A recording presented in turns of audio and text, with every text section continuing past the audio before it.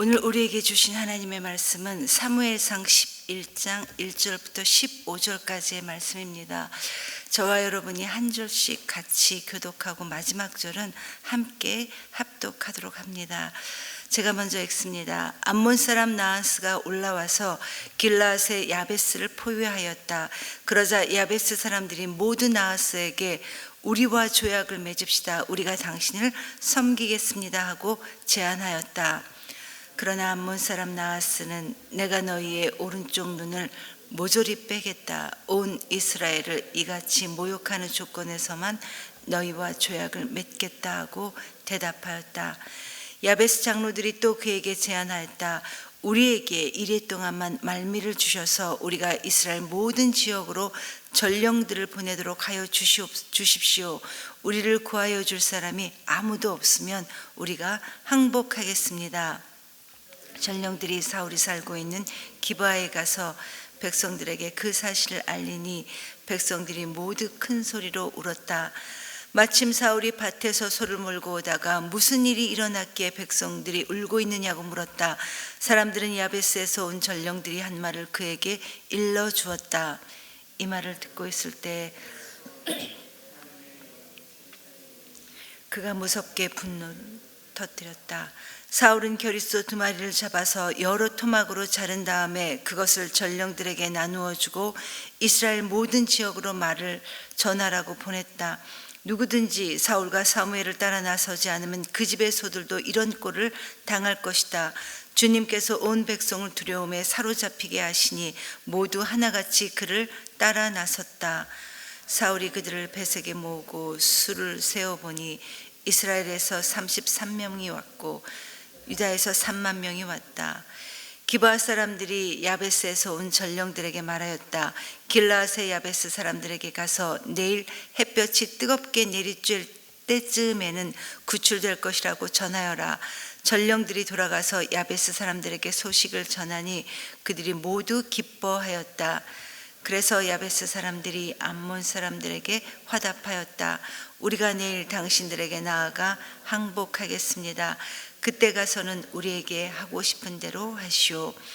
다음 날 아침 일찍 사울은 군인들을 세 부대로 나누어 가지고 새벽녘에 적진 한복판으로 들어가서 날이 한창 뜨거울 때까지 암몬 사람들을 쳐서 죽였다. 살아남은 사람들은 다 흩어져서 2사람도 함께 있는 일이 없었다. 백성이 사무엘에게 와서 말하였다. 사울이 어떻게 우리의 왕이 될 수 있느냐고 떠들던 자들이 누구입니까? 그런 자들을 내주십시오. 우리가 그들을 쳐서 죽이겠습니다. 그러자 사울이 나서서 말하였다. 오늘은 주님께서 이스라엘 백성을 구원하여 주신 날이오. 오늘은 사람을 죽이지 못하오. 사무엘이 백성들에게 말하였다. 우리가 길갈로 가서 사울이 우리의 왕이라는 것을 거기에서 새롭게 선포합시다. 그래서 온 백성이 길갈로 가서 그곳 길갈에 계시는 주님 앞에서 사울을 왕으로 세웠다. 그들은 거기에서 짐승을 잡아서 주님께 화목 제물로 바쳤다. 거기에서 사울과 모든 이스라엘 사람들이 함께 크게 기뻐하였다. 아멘. 사울은 이미 이 전장인 10장에서 사무엘로부터 기름 부음을 받았고 또 백성들이 모인 자리에서 제비 뽑기를 통해 왕으로 세움을 받았습니다. 그러나 많은 사람들 가운데는 여전히 이 사울이 왕이 된 것에 대해서는 탐탁하게 여기지 않았던 사람들도 많이 있었습니다. 그래서 실제적인 왕으로서의 역할을 사울은 아직도 하지 못하고 있었던 그런 때였습니다. 그런데 이러한 상황에서 하나님께서 이 사울을 이스라엘 초대 왕으로서의 그 권위를 확실하게 세워줬던 사건이 있었는데 이게 바로 오늘 본문에 등장하고 있는 암몬과의 전쟁이 바로 이 사건이었습니다. 오늘 본문을 보면 당시 위기에 처해 있던 이 이스라엘 국가적 상황을 알 수 있습니다.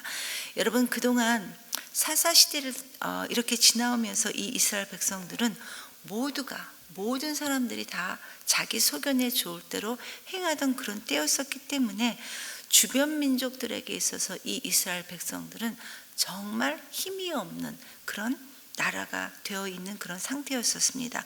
이런 상황에서 1절을 보니까 암몬 왕 나하스, 암몬 사람 나하스가 길앗 야베스를 공격했다, 이렇게 증거합니다.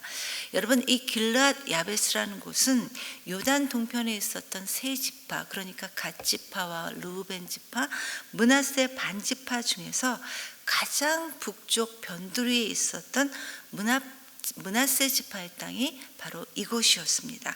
그런데 지금 이 길앗 야베스가 암몬의 공격을 받았던 거고, 아직 전쟁이 시작된 것은 아니었지만 서로 이 두 나라가 맞대어서 진을 쳐놓고 있는 그런 상황입니다.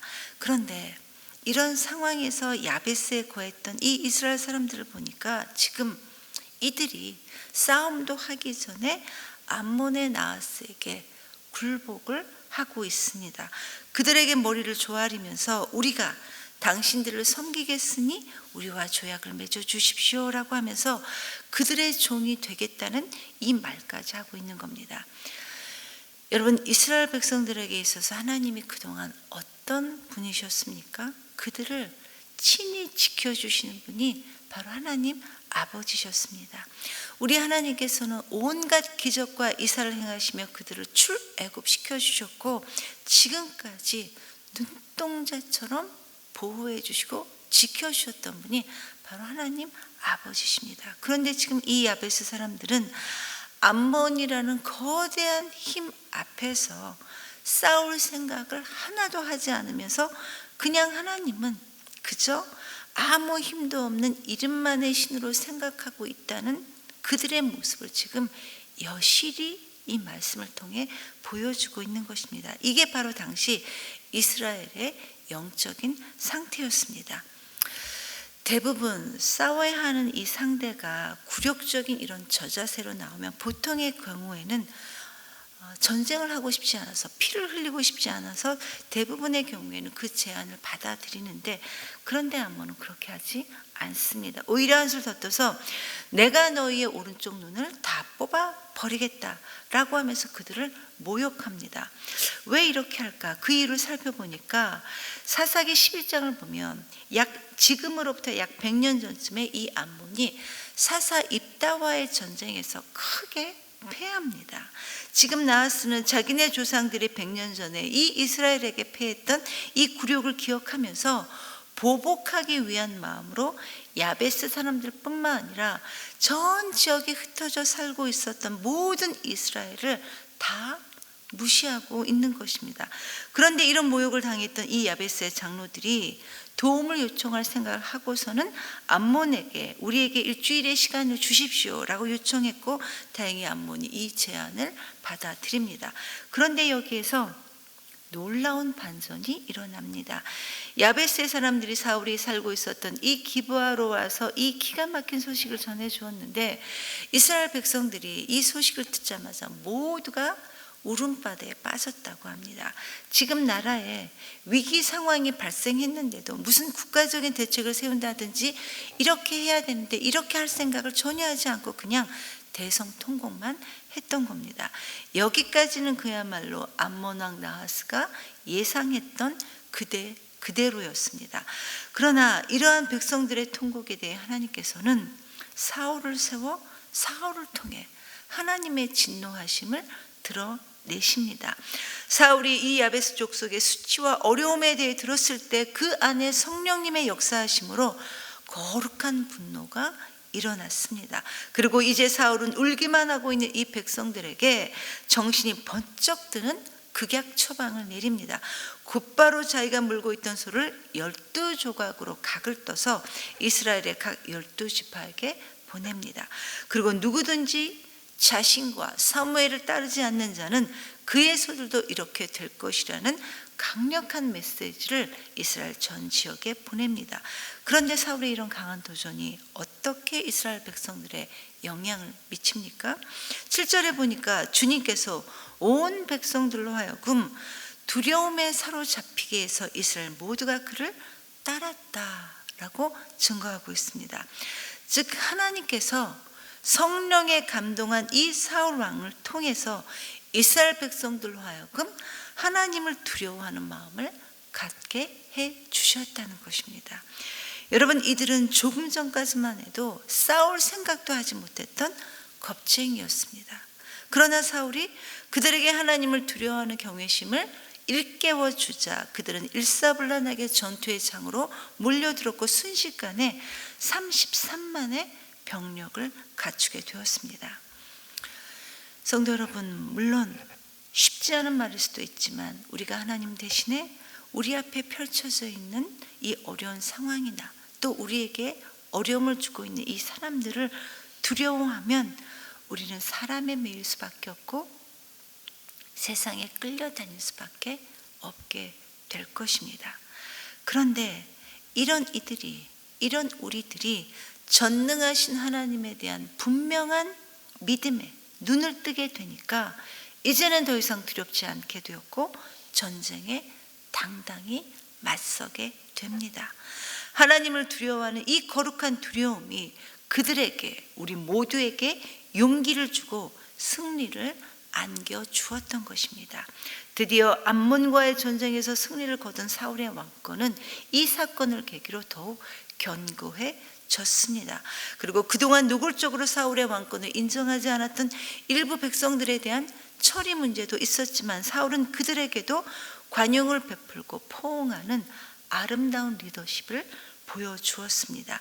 자기를 반대하던 사람을 품는 아름다운 모습이었습니다. 그리고 이어 사무엘은 이러한 역사적인 시점에서 이스라엘 백성들에게 우리가 길갈로 가서 사울의 왕이라는 사실을 새롭게 선포하자 이렇게 외칩니다. 여러분, 이스라엘 백성들에게 있어서 이 길갈이라는 장소는 많은 의미가 있는 장소입니다.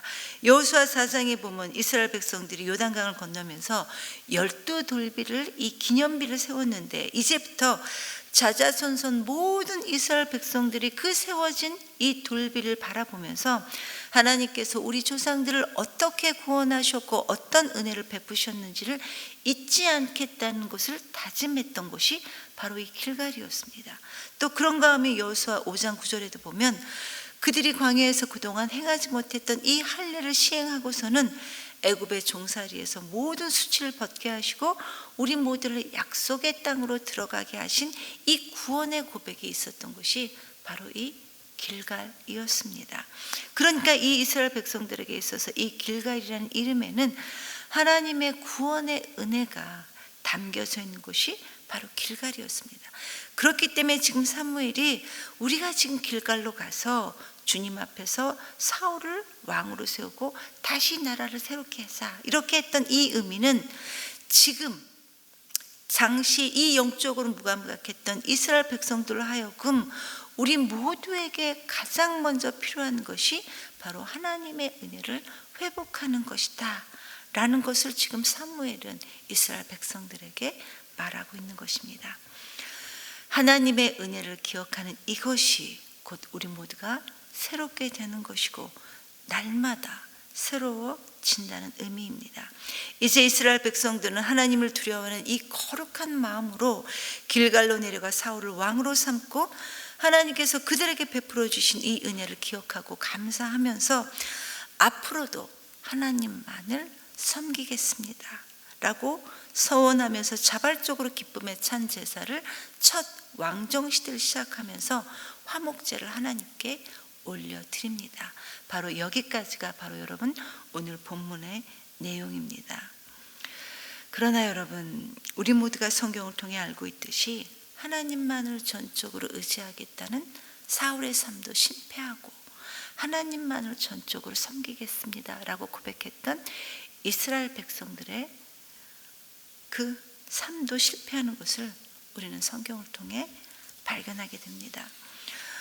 저는 늘 구약에 이런 이야기를 대할 때마다 만약 내가 그 시대에 살고 있었다면 나는 어떻게 했을까라는 이 질문을 스스로에게 던져봅니다. 나도 그 옛날 이 길르앗 야베스에 살고 있었더라면, 그래서 암몬 사람들이 쳐들어와서 나를 겁박하고 우리에게 엄포를 놓았더라면 어떻게 반응했을까? 참 어려운 질문입니다. 그러나 여러분, 그리스도인이라면 당연히 암몬 사람에게 굴종적으로 굴복하고 타협하기에 앞서 하나님께 나아가야 하는데, 하나님께 부르짖어야 하는데, 그런데 그들은 그렇게 하지 않았습니다. 무조건 굴종적으로 항복하면서 자기네들을 종으로 삼아달라고 하며 안전이라는 죄악을 맺어달라고 이렇게 그들에게 타협을 합니다. 즉 그들은 암몬이라는 거대한 힘 앞에서 그들의 믿고 있는 하나님이 그저 아무 힘없는 이름만의 신으로 생각하고 있음을 오늘 이 말씀을 통해 우리 모두에게 말씀해주고 있는 것입니다. 성도 여러분, 우리는 어떻습니까? 우리는 이 질문에 어떤 대답을 할 수 있습니까? 오늘날 우리 모두는 어떤 무엇을 하기에 앞서 제일 먼저 가져야 될 정신이 바로 하나님을 두려워하는 하나님 앞에서라는 코람데오 정신일 것입니다. 악에 무감각해질 대로 무감각한 이 세상을 바꾸고 무너져가는 우리를 새롭게 할 수 있는 유일한 길은 바로 거룩한 두려움, 하나님을 경외하는 두렵고 떨림입니다. 만약 우리가 이렇게 하나님 앞에서의 삶을 우리도 역시 살아간다면 우리 하나님께서는 이 부족한 우리를 통해 이 세상을 아름답게 바꾸어 가실 것이고 우리 조국도 우리나라도 새롭게 바꾸어 가실 것입니다.